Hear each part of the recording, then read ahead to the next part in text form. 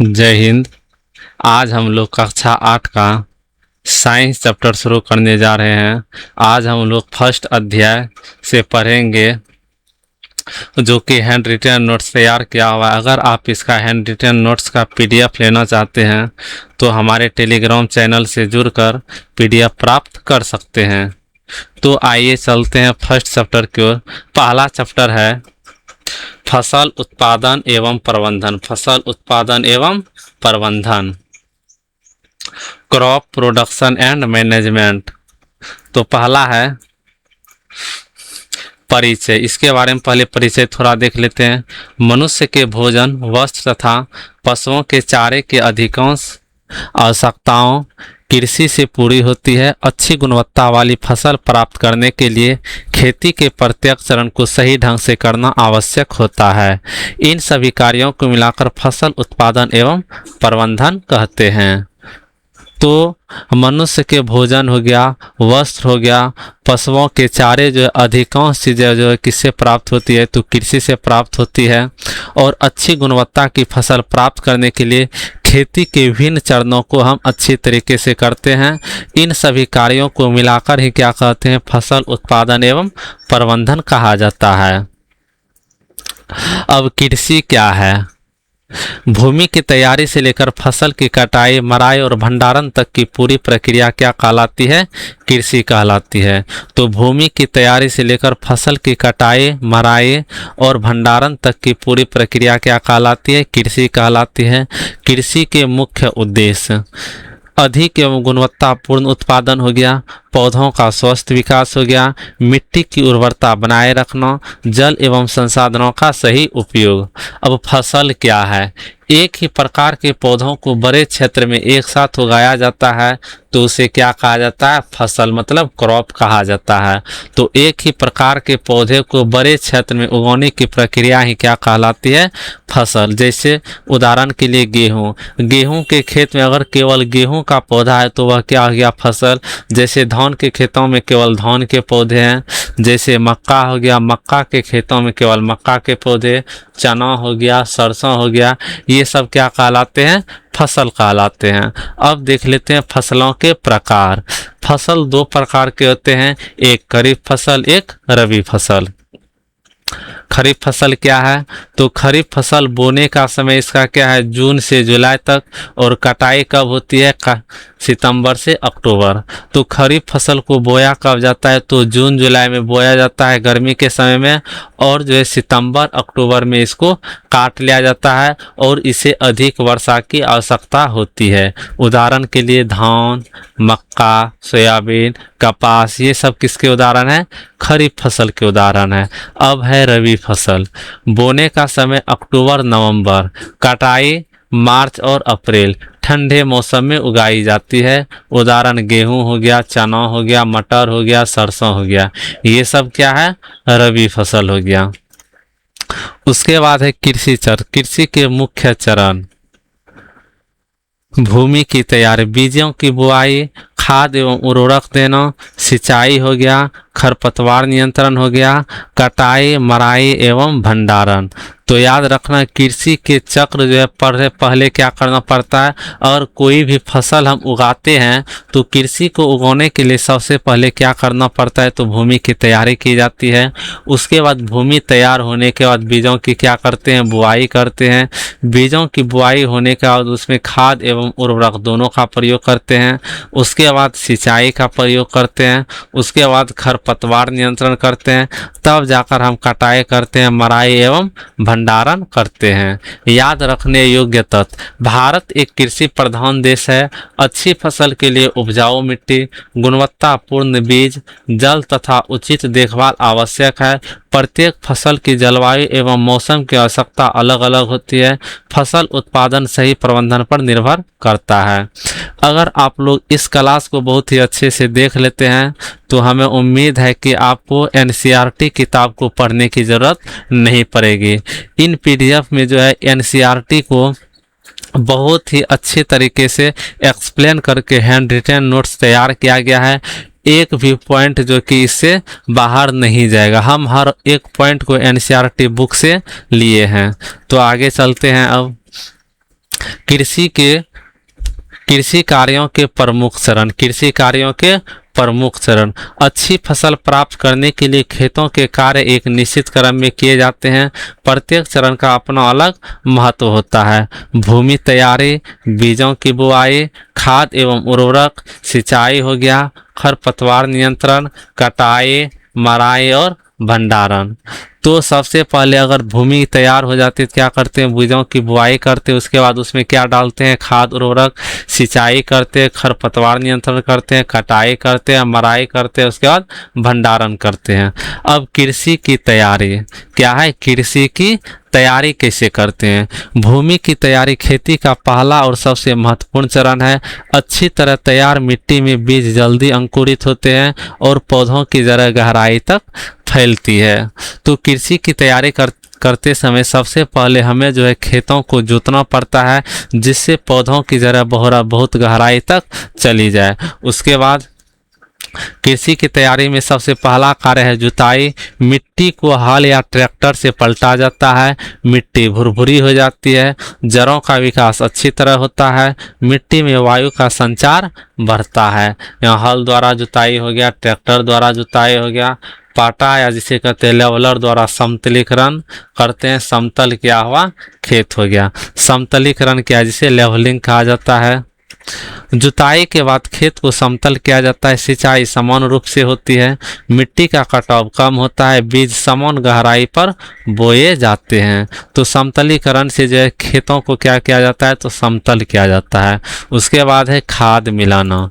जुताई के समय खेत में जैविक खाद मिलाई जाती है, इससे मिट्टी की उर्वरता बढ़ती है, पौधों को आवश्यक पोषक तत्व मिलते हैं। भूमि की तैयारी क्यों आवश्यक है। भूमि की तैयारी क्यों आवश्यक है। मिट्टी भुरभुरी बनती है, पौधों की जड़ें आसानी से फैलती है, जल एवं वायु का संचार बढ़ता है, खरपतवार हटाने में सहायता मिलती है, अच्छी उपज प्राप्त होती है। कृषि कार्यों का प्रारंभिक चरण। तो पहले क्या करते हैं, जुताई, समतलीकरण, खाद मिलाना, ये सब क्या है, प्रारंभिक चरण। महत्वपूर्ण तथ्य क्या है, हल का उपयोग जुताई के लिए किया जाता है। आधुनिक खेती में ट्रैक्टर और कल्टीवेटर का अधिक उपयोग किया जाता है। भूमि की तैयारी अच्छी होगी तो फसल भी अच्छी होगी। ध्यान रखें, अच्छी भूमि, अच्छा बीज, उचित खाद और सही देखभाल से ही अधिक एवं गुणवत्तापूर्ण फसल प्राप्त होती है।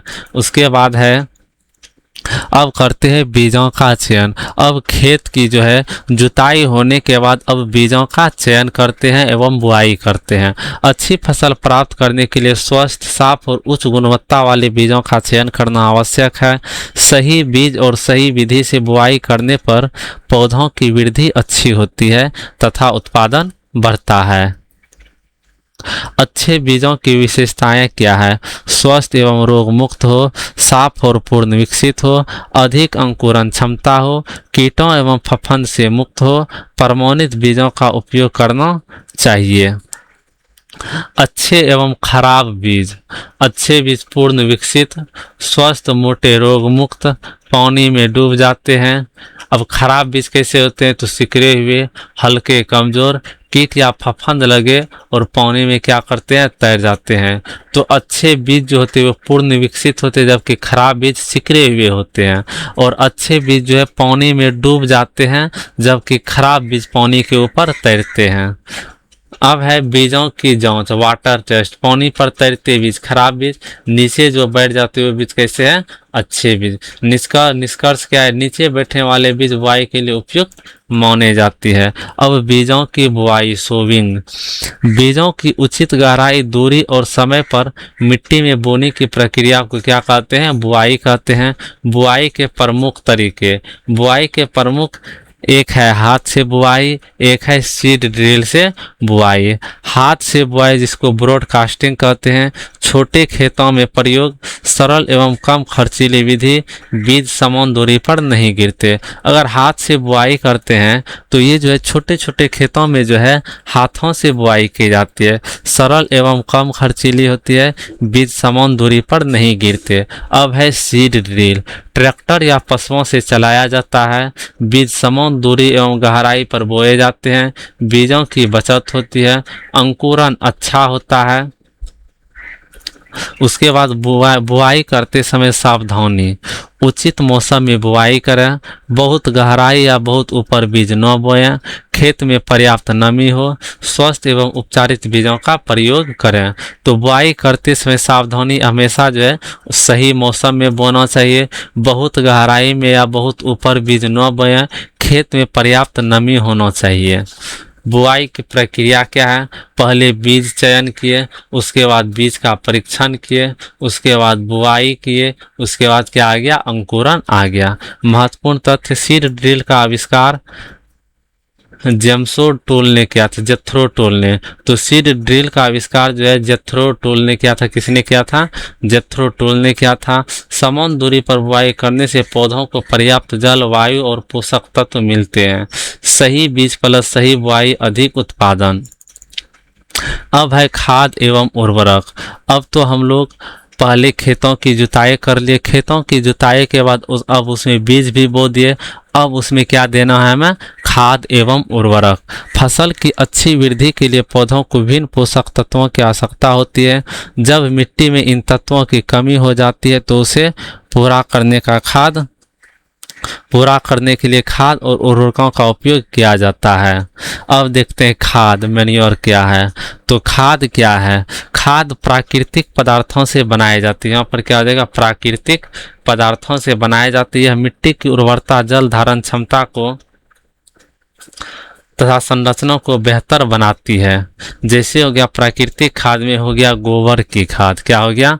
गोबर की खाद पशुओं के गोबर एवं जैविक अवशेषों से बनती है, मिट्टी को अधिक उपजाऊ बनाती है। तो गोबर की खाद क्या करती है? मिट्टी को अधिक उपजाऊ बनाती। अब है कंपोस्ट खाद। सूखी पत्तियों, रसोई के जैविक कचरे एवं पौधों के अवशेषों से तैयार की जाती है, पर्यावरण के लिए लाभदायक होती है। वर्मी कंपोस्ट केंचुओं की सहायता से तैयार की जाती है। यह उच्च गुणवत्ता वाली जैविक खाद मानी जाती है। अब देखते हैं उर्वरक खाद। तो देख लिए खाद जितने भी प्राकृतिक रूप से मौजूद होते हैं वे क्या कहलाते हैं? खाद। तो गोबर की खाद, कंपोस्ट खाद और वर्मी कंपोस्ट। तो कंपोस्ट गोबर की खाद, जो गोबर से बनाया जाता है उसे क्या कहते हैं? गोबर खाद। और कंपोस्ट खाद किसे कहेंगे? जो कंपोस्ट, जो सूखी पत्तियां हो गया, रसोई के जैविक कचरे व पौधों के अवशेषों से तैयार किया जाता है, जो कि पर्यावरण के लिए लाभदायक होता है, उसे कंपोस्ट खाद। मतलब सूखी पत्तियां, रसोई कचरे उचरे जितने भी सामान होते हैं उसको सड़ाकर जो है कंपोस्ट खाद तैयार किया जाता है। वर्मी कंपोस्ट, वर्मी मतलब केचुआ, केचुओं की सहायता से जो खाद तैयार किया जाता है उसे वर्मी कंपोस्ट खाद कहा जाता है। यह उच्च गुणवत्ता वाली जैविक खाद मानी जाती है। अब देखते हैं जैसे प्रमुख पोषक तत्व कौन कौन से हैं। NPK नाइट्रोजन पत्तियों की वृद्धि, फास्फोरस जड़ों एवं फूलों का विकास, के पोटेशियम पौधों को मजबूती एवं रोग प्रतिरोध क्षमता देता है NPK। अब देखते हैं खाद एवं उर्वरक में अंतर क्या है। खाद प्राकृतिक होती है, उर्वरक रासायनिक होती है। धीरे धीरे प्रभाव दिखाती है, जल्दी प्रभाव दिखाते हैं। खाद जो है मिट्टी की उर्वरता बढ़ाती है, उर्वरक पोषक तत्व तुरंत उपलब्ध कराते हैं। खाद जो है पर्यावरण के लिए सुरक्षित होते हैं, उर्वरक जो है अधिक उपयोग से मिट्टी को नुकसान हो सकता है। अब होता है उर्वरक का संतुलित उपयोग क्यों आवश्यक? आखिर हमको उर्वरक ज़्यादा मात्रा में क्यों नहीं उपयोग करना चाहिए? अधिक मात्रा में उपयोग करने से मिट्टी की गुणवत्ता घट जाती है, जल स्रोत प्रदूषित हो जाते हैं, पौधों की वृद्धि पर भी विपरीत प्रभाव पड़ सकता है। हमेशा आवश्यकता के अनुसार ही उर्वरक डालना चाहिए। अब देखते हैं एक है जैविक खेती। क्या है? Organic farming. आपने सुना भी होगा कि ऑर्गेनिक फार्मिंग करना चाहिए। जैविक खेती में रासायनिक उर्वरकों एवं कीटनाशकों का न्यूनतम या बिल्कुल उपयोग नहीं किया जाता है। तो जैविक खेती में जो है रासायनिक उर्वरक जितने भी होते हैं और कीटनाशक सबका उपयोग मुख्यतः नहीं के बराबर उपयोग किया जाता है। इसमें जैविक खाद हो गया, कंपोस्ट सा प्राकृतिक उपाय अपनाए जाते हैं। जहाँ भी प्राकृतिक है वहाँ क्या हो जाएगा, प्राकृतिक हो जाएगा।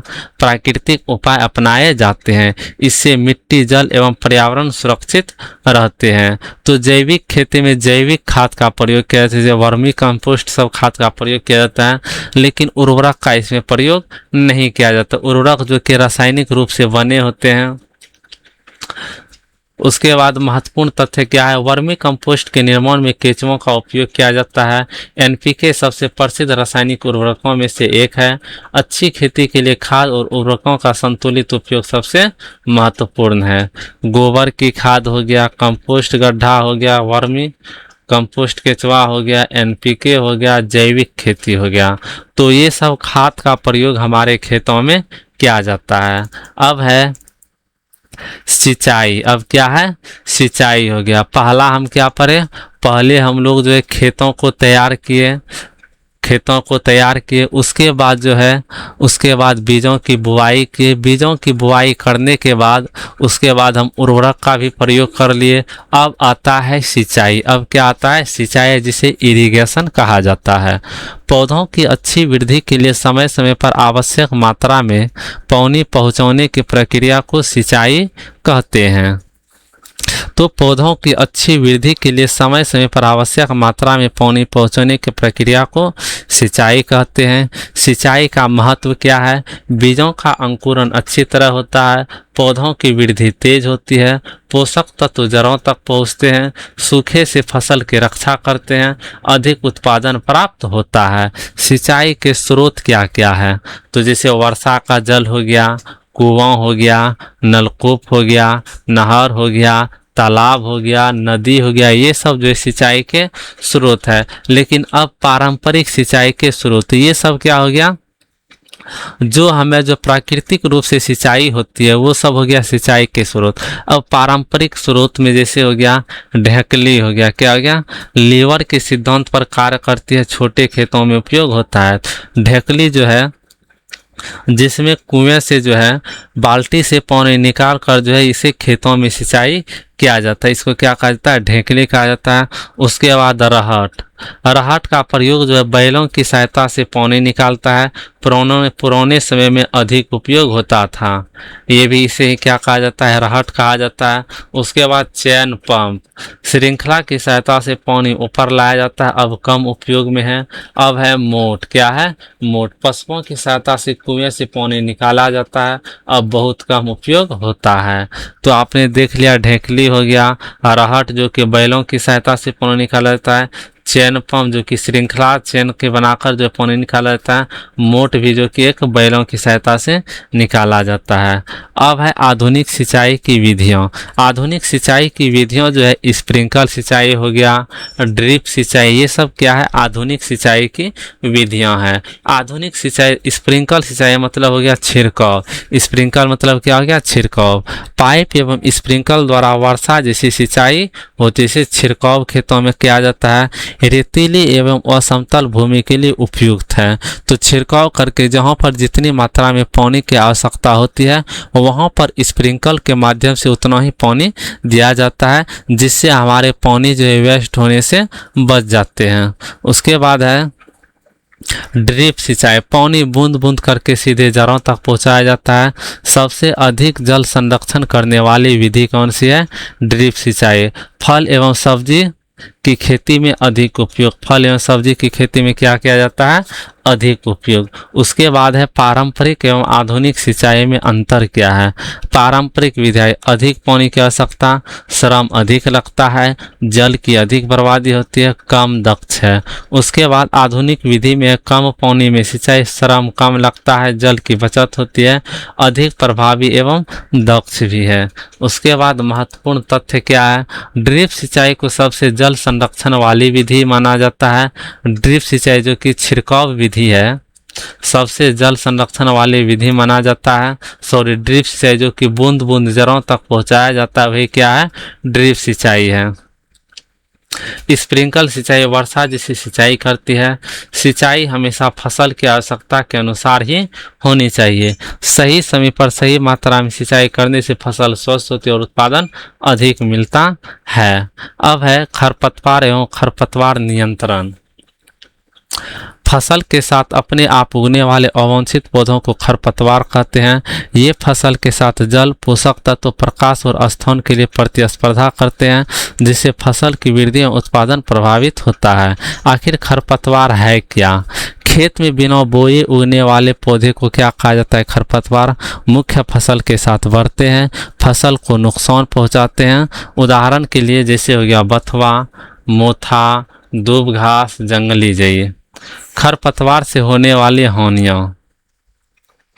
फसल के पोषक तत्वों का उपयोग कर लेते हैं, जल एवं सूर्य के प्रकाश की कमी पैदा करते हैं, कीट एवं रोगों को फैलने की संभावना बढ़ती है, फसल की गुणवत्ता और उत्पादन घट जाता है, कटाई में क्या हो जाता है? कठिनाई होती है। तो ये सब जो खरपतवार से हानियाँ होती है। जैसे ये हो गया स्वस्थ फसल, ये हो गया खरपतवार वाली फसल जो कि बहुत अच्छी फसल नहीं है। खेत से खरपतवार हटाने की प्रक्रिया को निराई गुड़ाई वीडिंग कहते हैं। याद रखना है, खेत से खरपतवार को हटाने की प्रक्रिया को क्या कहा जाता है? निराई गुड़ाई प्रक्रिया कहा जाता है। खरपतवार नियंत्रण की विधियाँ, तो यह देखना है खरपतवार नियंत्रण की विधियाँ।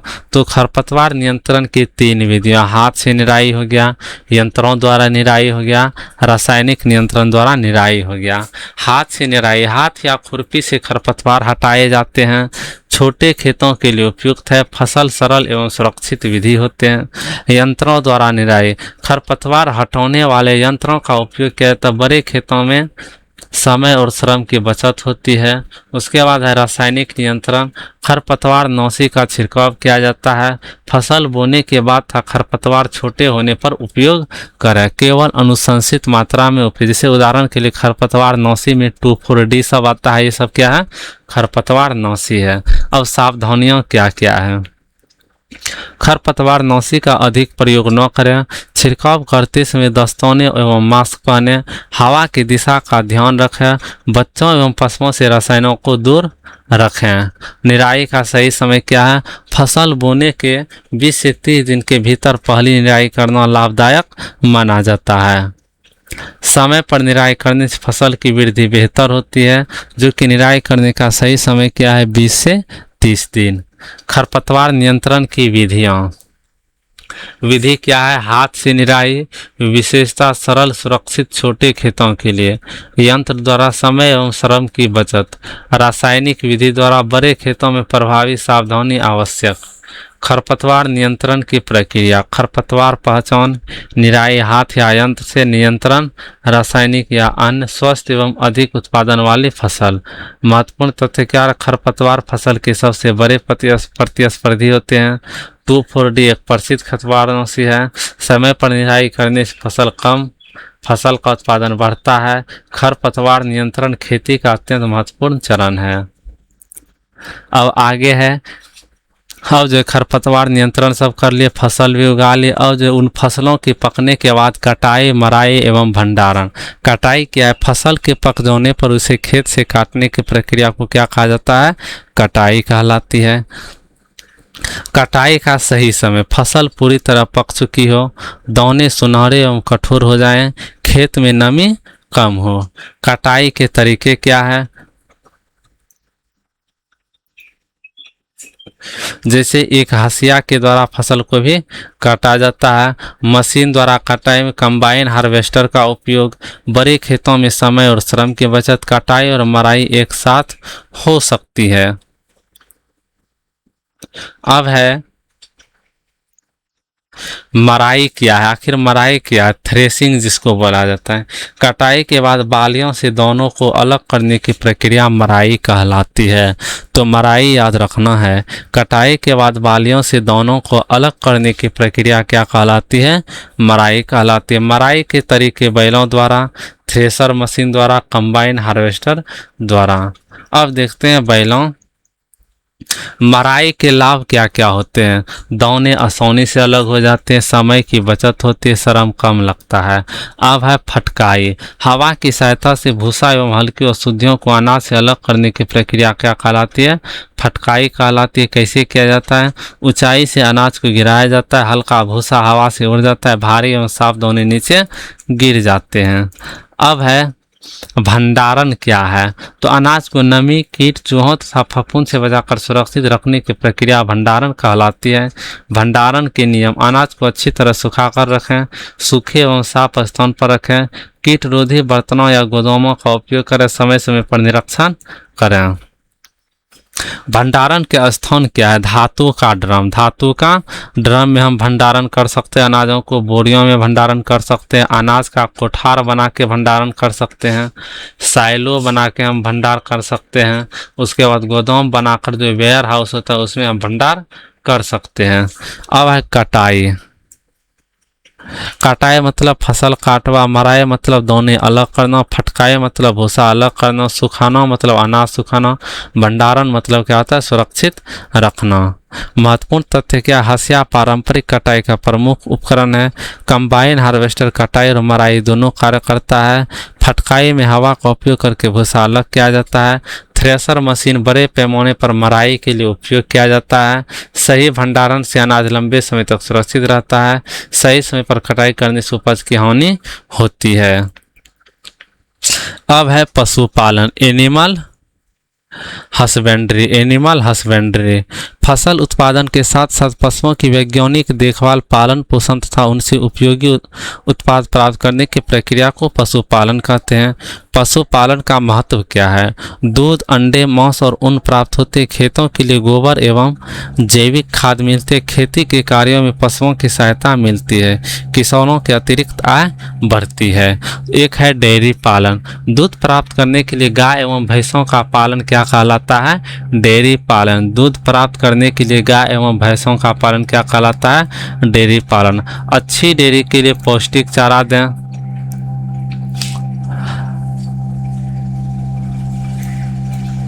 अच्छी डेयरी के लिए पौष्टिक चारा दें, स्वस्थ पानी उपलब्ध करें, पशुओं को समय समय पर टीकाकरण कराएं, रहने का स्थान साफ रखें। कुक्कुट पालन, पोल्ट्री फार्म, अंडे और मांस प्राप्त करने के लिए मुर्गियों का पालन किया जाता है। लाभ क्या है? पौष्टिक अंडे प्राप्त होते हैं, कम समय में अधिक उत्पादन, आय का अच्छा स्रोत। उसके बाद एक है मत्स्य पालन। तालाब, झील या कृत्रिम जलाशयों में मछलियों का पालन मत्स्य पालन कहलाता है। लाभ क्या है? प्रोटीन युक्त भोजन प्राप्त करना, किसानों की आय बढ़ती है, कम भूमि में भी किया जा सकता है। अब एक बार देख लेते हैं फसल उत्पादन एवं प्रबंधन संपूर्ण क्रम। आखिर किन किन चीज़ों की तैयारी करके हम फसल को उगाते हैं? पहले भूमि तैयारी करते हैं, बीज का चयन करते हैं, बुआई करते हैं, खाद एवं उर्वरक देते हैं, फिर सिंचाई करते हैं, फिर खरपतवार नियंत्रण करते हैं, फिर कटाई करते हैं, फिर मराई करते हैं। मराई मतलब दानों को अलग करना, उसके बाद फटकाई करते हैं, उसके बाद भंडारण करते हैं। अध्याय के महत्वपूर्ण बिंदु क्या? फसल दो प्रकार की होती है, खरीफ एवं रबी। सीड ड्रिल से समान दूरी पर बुआई की जाती है। ड्रिप सिंचाई सबसे अधिक जल बचाने वाली विधि है। 2,4-D एक सामान्य खरपतवारनाशी है। कंबाइन हार्वेस्टर कटाई और मराई दोनों करता है। सही भंडारण से अनाज लंबे समय तक सुरक्षित रहता है।